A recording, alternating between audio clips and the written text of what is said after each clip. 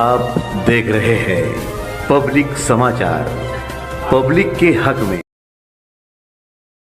सभी भाई मालेगांव शहर में 4 दिन 8 दिन या 2 दिन कोई ना कोई हफ्ते में ऐसा सुनने में आ जाता है कि कहीं हादसा हो रहे, कोई पानी में डूब के मर जा रहा है, कोई फांसी ले रहा, कहीं एक्सीडेंट हो जा रहा है। इसका हल कैसे निकलेगा कि ये सब चीज़ कम हो मालेगांव शहर में? इसका हल तो देखो, मामला भी आज सुबह ऐसा हुआ कि कैंप रोड के ऊपर फॉरेस्ट ऑफिसर के पास, ऑफिस के पास, फॉरेस्टर वालों का जो ऑफिस है उसके बिल्कुल सामने 7 बजे के करीब में हमारे शेख वसीम जो कि अजंग वड़ेल में और यहाँ पे अब्बास नगर में भी रहा करते थे और अजंग वड़ेल में भी उनका घर था। ये हमारे बहनोई है और इनके भाई थे वो। इन्होंने मुझे सुबह हालांकि कॉल किए थे लेकिन मैं उठ नहीं पाया, सुबह फजर बाद मैं सोया था तो मैं लेट आया। हमारे तारे जो किला ग्रुप के तारे अहमद है, उनको भी किसी ने बताया तो उन्होंने यहाँ पे आने के बाद हमारे आरिफ अय्या साहब और खालिद एसके साहब और जिया भाई को बोला। उसके बाद से वो सुबह लगे और बॉडी वगैरह यहाँ पे रखा लाके। मैं अभी जस्ट पहुंचा, यहाँ पे बॉडी अभी रखी हुई अंदर, पंचनामा चालू है पुलिस का। तो मामला ऐसा है कि बार बार मालेगांव शहर में जो एक्सीडेंट होते हैं, हमारे लोग जो हाईवे पे निकल जाते हैं बिना किसी कारण। हाईवे पे पहली बात तो हाईवे इतना फास्ट हो चुका है कि हाईवे से बाजू से गुजर जाना बोले तो जो बड़ी गाड़ियां गुजरती है उसकी जो हवा का जो झोंका रहता है, उसकी लहर की वजह से आदमी का बैलेंस बिगड़ता है, डगमगाता है और वो कहीं ना कहीं गाड़ी की जद में आगे बोलो या पीछे बोलो आके उसका इंतकाल हो जाता है।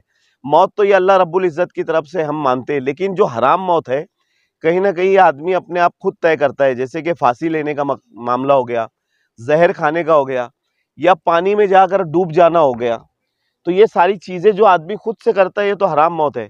बाकी जो मौतें आती है वो तो अल्लाह रब्बुल इज़्ज़त की तरफ से होती है। तो हमारी मालेगांव शहर वालों से एक ही गुजारिश होगी कि उलमाए किराम बार बार इसके ऊपर बोलते हैं कि यार ये सब हराम काम है और फांसी लेना, जहर खाना, पानी में डूबकर मरना, ये सब हराम चीज़ें हैं।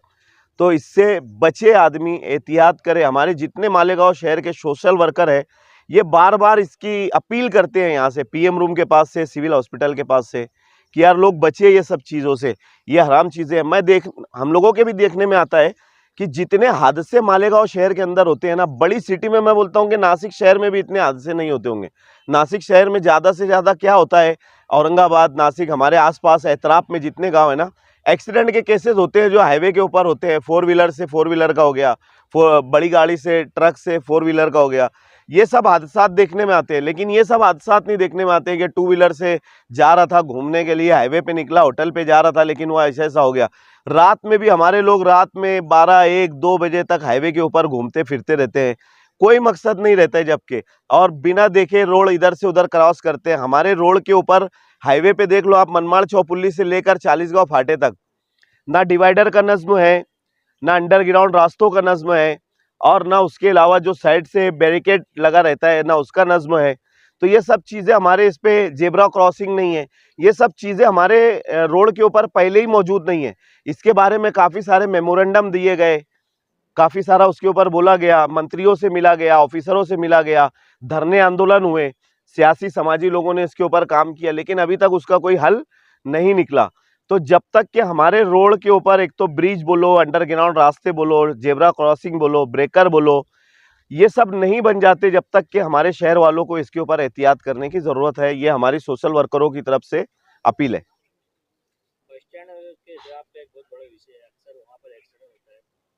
3-4 दिन माहौल बहुत गर्म हो जाता है, 3-4 दिन में सब मामला दब जाते हैं, फिर उसके बाद लोग खामोश बढ़ जाते हैं। मगर वहाँ का जो ट्रैफिक है, आज भी वहाँ पर ट्रैफिक वैसे रहता है। वहाँ पे होटलों के सामने लोग गाड़े वाड़े लगा लेते हैं, इसके ऊपर क्या बोलना चाहिए? असल वजह तो देखो, सबसे बड़ी वजह यह है कि कुसुम्बा जो रोड है ना, शहीद अब्दुल हमीद रोड जिसको कहते हैं, ये रोड के ऊपर गुजरात हाईवे की गाड़ियाँ चालू हो गई। वैसी गाड़ियाँ जो हम लोग हाईवे पे कभी देखा करते थे ना, 20 टायर, 25 टायर, 50 टायर, ये गाड़ियाँ गाँव में से जाने लगी है। अब ये गाड़ियाँ जाती है, पहले ही हमारे रोड छोटे हैं, उसके अलावा हमारा ब्रिज का काम चालू है। वो ब्रिज अल्हम्दुलिल्लाह बहुत अनोखा ब्रिज है हमारा, तो ब्रिज का काम चालू है। वो ब्रिज का काम पता नहीं कब होगा, तो उसके लिए वहाँ पर लोग ट्रैफिक करते हैं। वहाँ पे पहले ही होटलों का मामला है, होटलों के आगे गाड़ियाँ लग जाती है और जगह नहीं रहने की वजह से लोग, क्या होता है ना कि जितने भी अभी वहाँ 2-3 एक्सीडेंट हुए तो हमारे देखने में आया कि कंजेस्टेड होने की वजह से, जगह नहीं होने की वजह से वह हादसात हुए। कमिश्नर साहब को उसका मेमोरेंडम दिया गया, पुलिस डिपार्टमेंट को उसका मेमोरेंडम दिया गया, लेकिन उसका अभी तक कोई हल, मुस्तकिल का हल नहीं निकला। अभी हमारे ग्रुप के कुछ लड़कों ने वापस से एक मेमोरेंडम दिया था कमिश्नर साहब को कि कुसुम्बा रोड के ऊपर आप देख लो, बस स्टैंड से लेकर नवकिरण सैजिंग से पहले तक एक भी ब्रेकर नहीं है। और उसके आगे आप देखोगे ना, नवकिरण सैजिंग से आगे कम से कम उन्होंने 10 ब्रेकर बना के रखे हैं।